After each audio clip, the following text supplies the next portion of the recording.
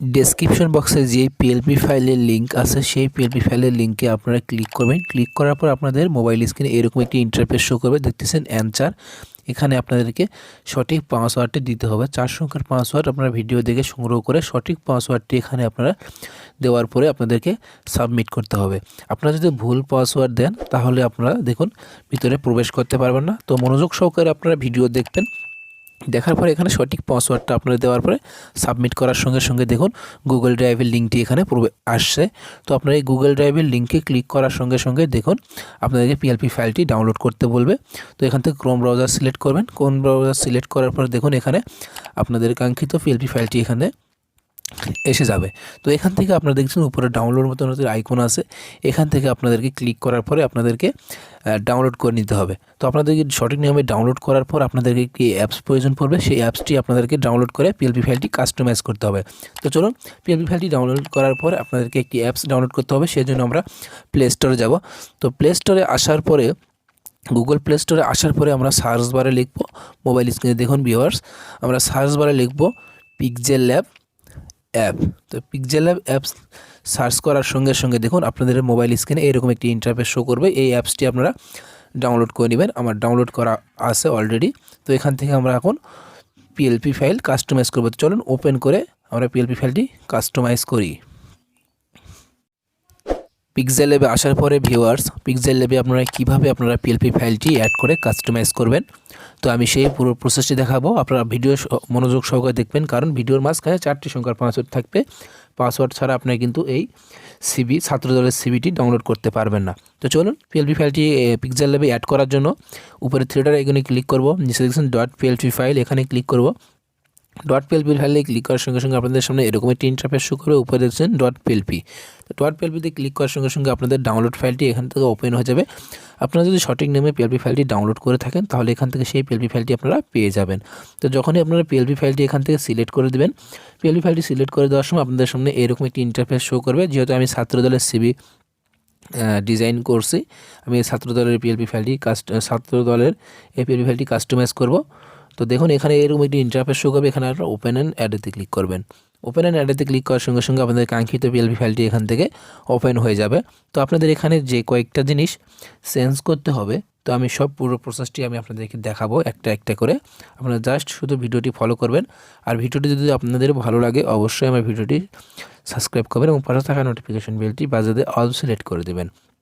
তো প্রথমে আমরা দেখতেছেন উপরে জয়পুরহাট জেলা শাখা। তো আমরা এখানে ডবল ক্লিক করব। এখান থেকে আপনারা যে জেলা বা উপজেলা নামটি এখান থেকে আপনারা দিয়ে দিবেন।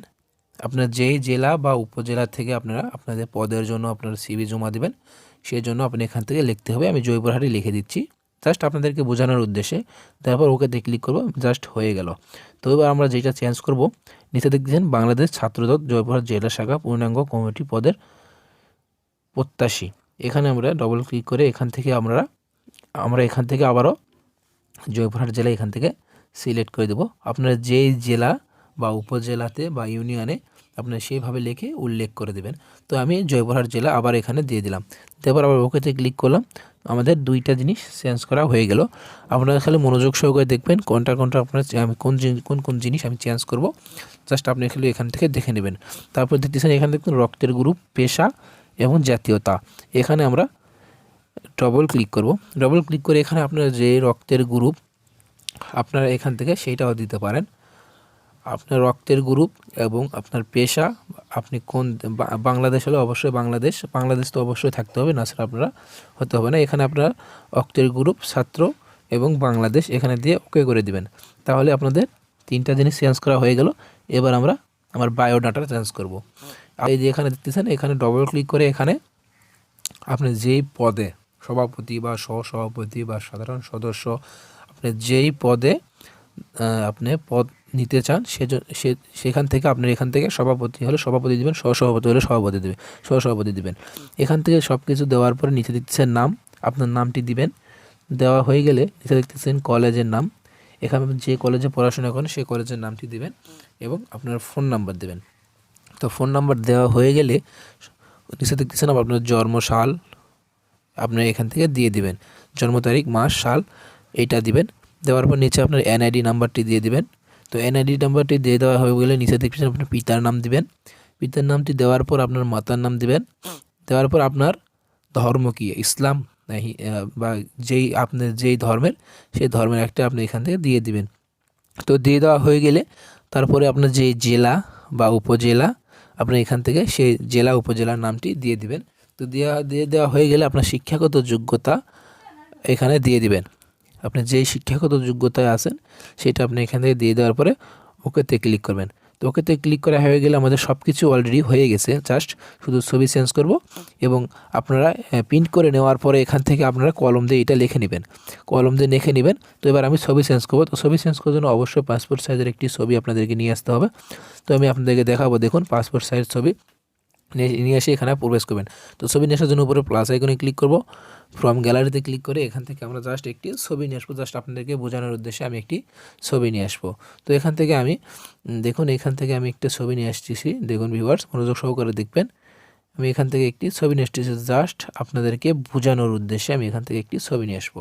এখান থেকে নিয়ে আসার পর ছবিটি আমরা ছোটো বড়ো করে নিয়ে আপনারা এখানে ছবিটি ছোটো বড়ো করে নিয়ে আপনারা এই নিচে টিক মার্কে ক্লিক করে ছবিটি একদম ছোটো করে এই ছবিটি আমরা ডিলিট করে দেব।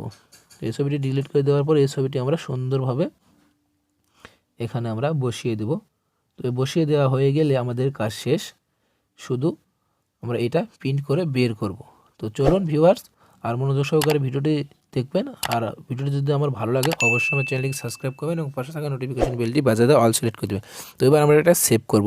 সেভ করার জন্য উপরে সেভ আইকনে ক্লিক করব, সেভ এজ ইমেজে ক্লিক করব। সেভ এজ ইমেজে ক্লিক করার পর নিচে দেখছেন কাস্টম, এই কাস্টমে ক্লিক করার পর আলট্রা সেভ টু গ্যালারি। এটা আপনার সেভ হয়ে গেলে আপনারা নিজেদের মতো কাস্টমাইজ করে নিয়ে আপনারা এটা সেভ করে কম্পিউটার থেকে প্রিন্ট করে নেবেন, তাহলে আপনাদের এটা হয়ে যাবে। তো ভিডিওটি যদি আপনাদের ভালো লাগে অবশ্যই আমার চ্যানেলটিকে সাবস্ক্রাইব এবং পাশে থাকা নোটিফিকেশন বেলটি বাজিয়ে দিয়ে অল সিলেক্ট করে দেবেন। তো সবাই ভালো থাকবেন, সুস্থ থাকবেন, খোদা হাফেজ।